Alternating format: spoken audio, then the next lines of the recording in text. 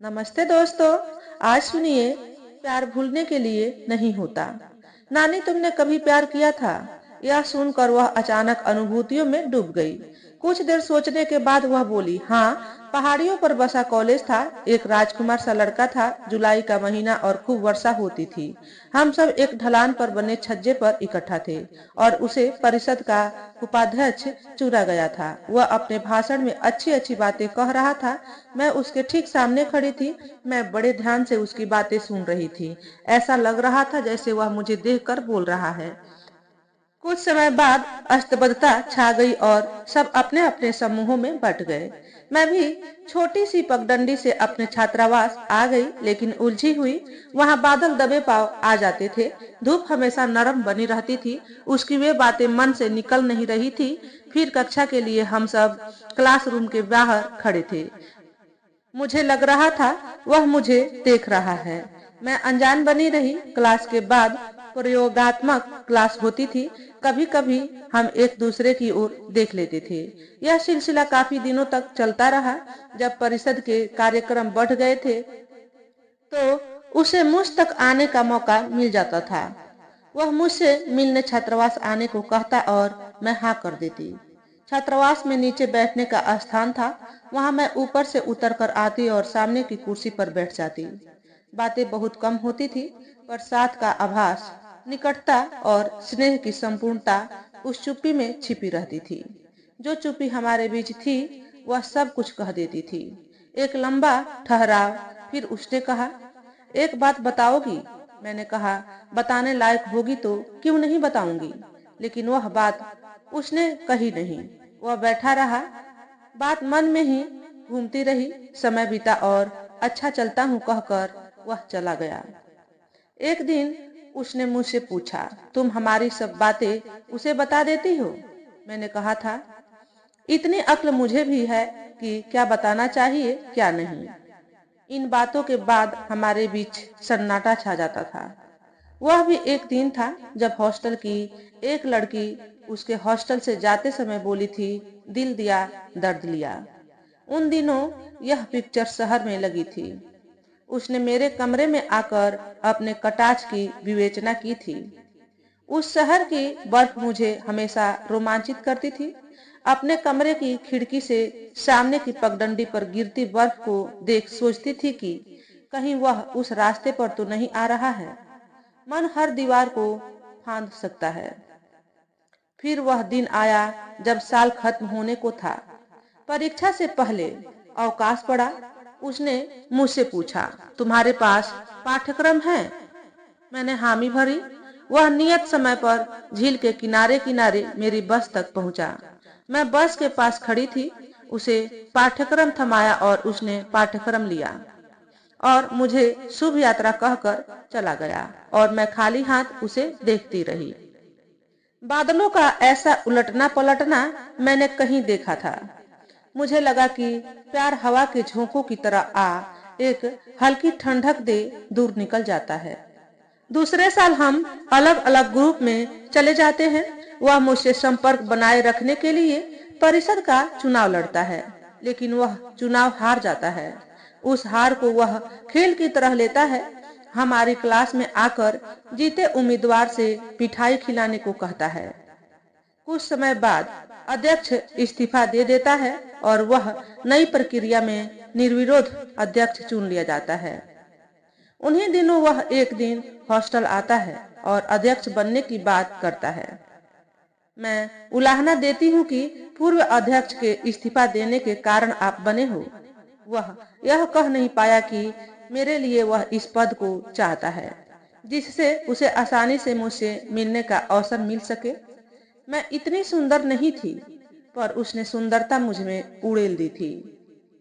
परिषद के उद्घाटन में मैं काला सूट पहनकर आई थी। मुझे देखते ही वह शायद कहना चाहता था कि अच्छी लग रही हो, पर कह नहीं सका। दूसरी लड़की से उसने कहा, आप लोग इस कार्यक्रम में कुछ गाएंगे? तो मैंने कहा, पहले बताना चाहिए था। एस्ट्रोफिजिक्स पर लंबा भाषण हुआ। भाषण के बाद उसने धन्यवाद दिया और कहा कि लेक्चर औत्सुक्यपूर्ण रहा। तो उस शब्द को सुन सब चर्चा करने लगे। एक दिन मैं उनके प्रैक्टिकल रूम में गई। वह अपने साथियों के साथ खड़ा था। मैंने उसके साथी को इशारा किया उसे मेरे पास भेजने के लिए। उसने कहा मैंने कहा हाँ। वह आया और मैंने पूछा मेरे क्लास वाले कहाँ हैं? उसने बोला मुझे पता नहीं। वे मेरे प्यार के कदम थे उसकी ओर। वह मुझे देखने कई बार आता था और मैं नजरें ऊपर उठा एक ऐसे सपने को देखती थी जिसका कोई साफ साफ परिचय नहीं था। एक दिन मैं प्रैक्टिकल क्लास में जल्दी आ गई थी। मैं अकेली थी। वह अचानक मेरे पास आया और बोला मैं तुमसे प्यार करता हूँ। और वह यह कहकर चला गया अपनी क्लास की ओर। मुझे उसके शब्द बसंत में खिले फूलों जैसे लगे जिन्हें मैं तोड़ नहीं सकती थी। वह क्षण मुझे हमेशा याद आता है। दूसरे दिन मैं फिर जल्दी आई। वह मेरे पास आया और बोला मैंने जो कल कहा तुम्हें बुरा तो नहीं लगा? मैंने कहा क्या? वह फिर बोला कल जो कहा। मैंने फिर कहा क्या? वह बोला कि मैं तुमसे प्यार करता हूँ। मैंने हड़बड़ाहट में कहा तो आपको नहीं करना चाहिए था। वह फिर बोला नहीं कहना चाहिए था। मैं बोली नहीं। 3 बार यह पुनरावृत्ति होती रही। वह चला गया। लगभग 1 घंटे बाद वह मुझे फिर देखने आया और मैं उसे एकटक देखती रही। एक दिन मैं अपने हॉस्टल के साथियों के साथ झील के किनारे मूंगफली खाते खाते मंदिर की ओर जा रही थी। वह अपने साथी के साथ मंदिर जा रहा था। उसने मेरे से मूंगफली मांगी और मैं मूंगफली देते देते दूर तक उसके पीछे पीछे हो ली। मुझे पता ही नहीं चला कि मैं अपने साथियों से काफी आगे आ गई हूँ।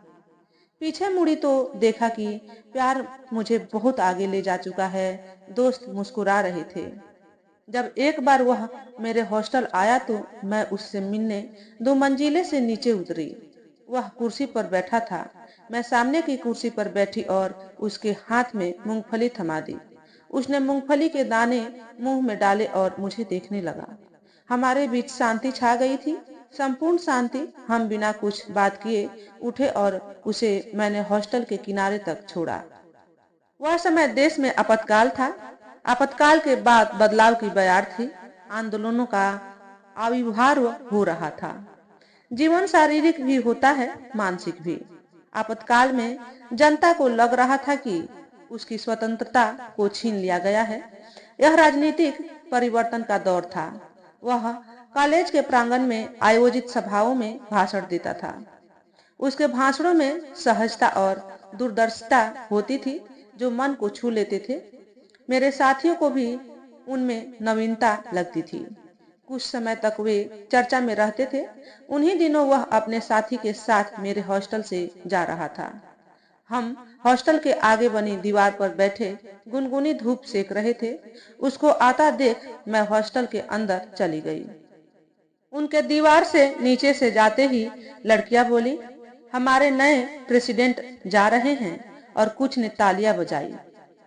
वह रोमांचक और रोमांटिक दौर था। एक समय ऐसा भी था जब दोनों वर्गों में मतभेद थे। हमारा वर्ग क्लास छोड़ घूमने के लिए हनुमान गढ़ी चला गया। हमारे वर्ग के 2 लड़के जो उसके दोस्त थे वे हमारे साथ नहीं आए। हम दोनों लड़कियां हनुमान गढ़ी में मंदिर के चबूतरे पर बैठे थे और लड़के कुछ दूरी पर दीवार पर वह अपने दोस्त के साथ सीधे मेरे पास आ गया।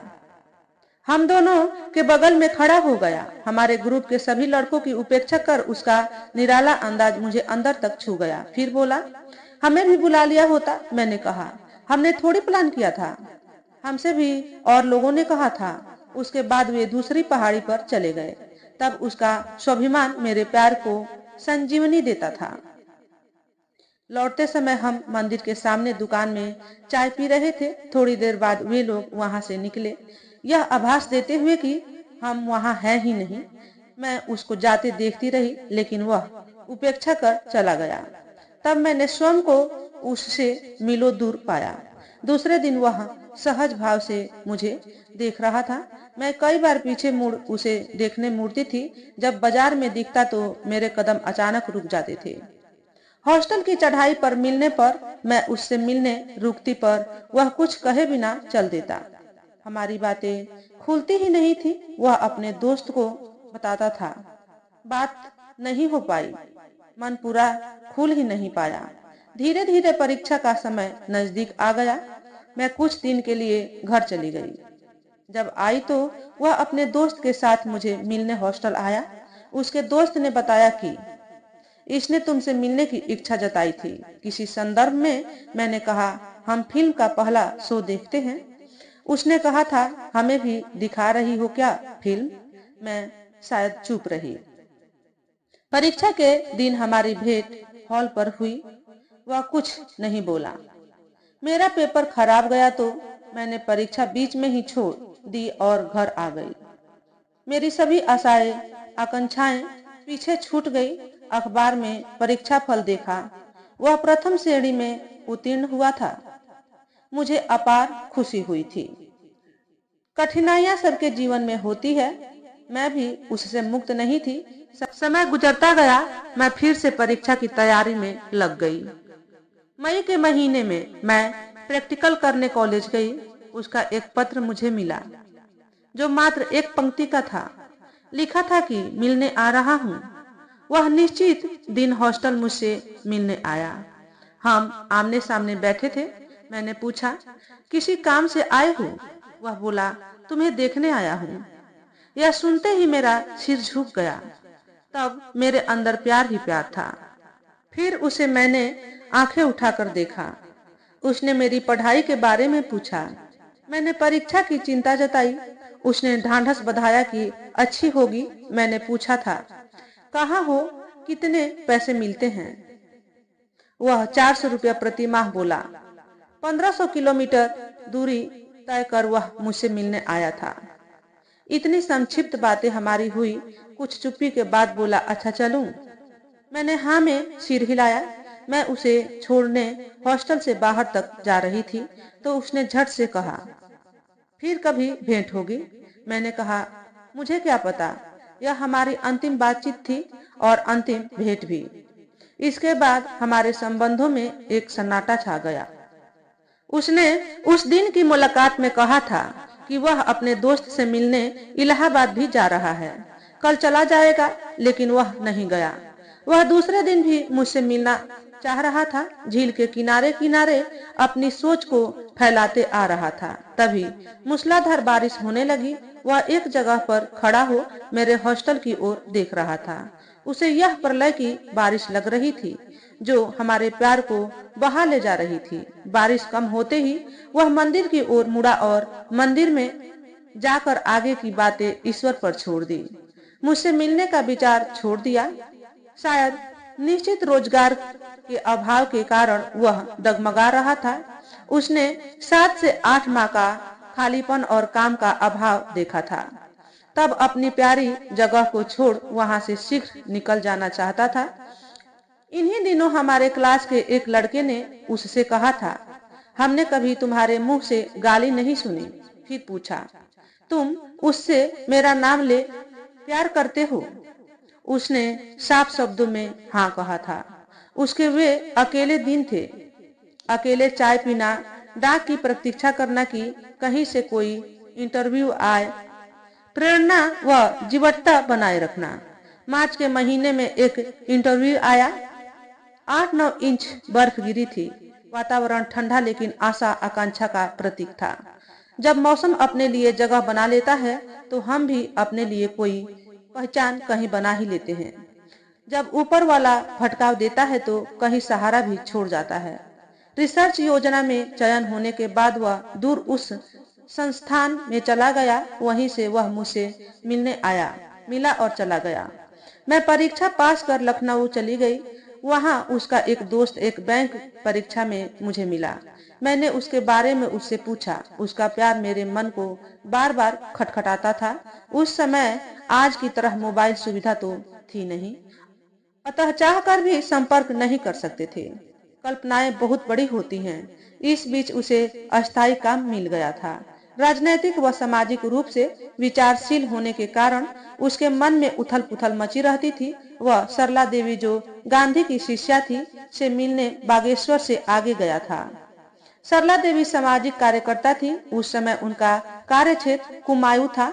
उनके निवास से रमणीय हिमालय को देख उसका मन हमारे प्यार की तरह मौन हो सुनहरे भाव करने लगा था। सरला देवी ने उधर गांवों में पशु बलि पर चिंता जताई। उन्होंने पर्यावरण और महिला शिक्षा के क्षेत्र में उल्लेखनीय काम किया है। अब इतना बदलाव हुआ है कि कहीं कहीं पशु बलि की जगह नारियल काटा जाता है। वह तत्कालीन संपूर्ण क्रांति के जनक जयप्रकाश नारायण से भी मिलने पटना गया था, लेकिन उनके बहुत खराब स्वास्थ्य के कारण मिल नहीं सका। संस्थान के बहुत से आंदोलनों में वह शामिल होता रहा, भाषण भी देता था। वह हमारे प्यार की कहानी गर्मी में हॉस्टल की छत पर अपने दोस्तों को सुनाता था। वे उत्सुकता से सब कुछ सुना करते थे।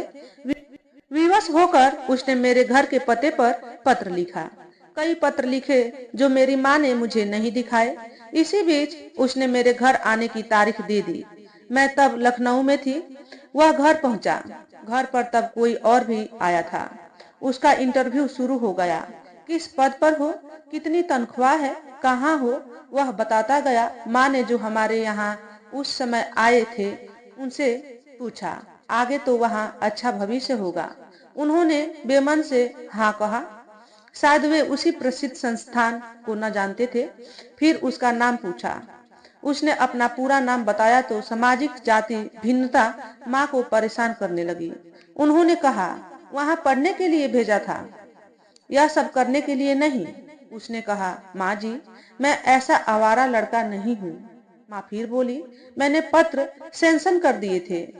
उसने तुम्हारा पत्र फाड़ दिया था। यह एक तरफा प्यार है। फिर पूछा, तुमने अपने घर वालों को बताया है? उसने कहा, नहीं। फिर बोली, किसी और लड़की से शादी कर लो। अंग्रेजी में भी बीच में माँ कुछ बोली थी।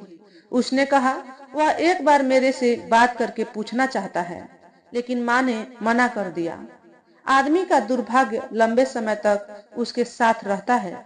मेरी माँ सामाजिक जाति अंतर से समझौता नहीं कर पा रही थी। उसने कहा, यदि आपका उत्तर नहीं था तो आपको पत्र में लिख देना चाहिए था। माँ बोली, तुम्हारा पता मेरे पास नहीं था।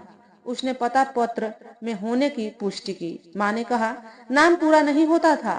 कुछ सोचने के बाद वह मेरे घर को पीछे छोड़ चला गया। इसके बाद भी उसने कई संक्षिप्त पत्र लिखे जिनका उसे कोई उत्तर नहीं मिला। उसने मांगा था वह उसे नहीं मिला। जब वह मेरे घर गया था तो माँ ने घर में आए व्यक्ति से मेरे शोध छात्रा के रूप में लखनऊ में काम करने के बारे में बताया था। वह लखनऊ आया, उस संस्थान में जहाँ उसने मुझे शोध छात्रा समझा था, लेकिन उसे मैं वहाँ नहीं मिली।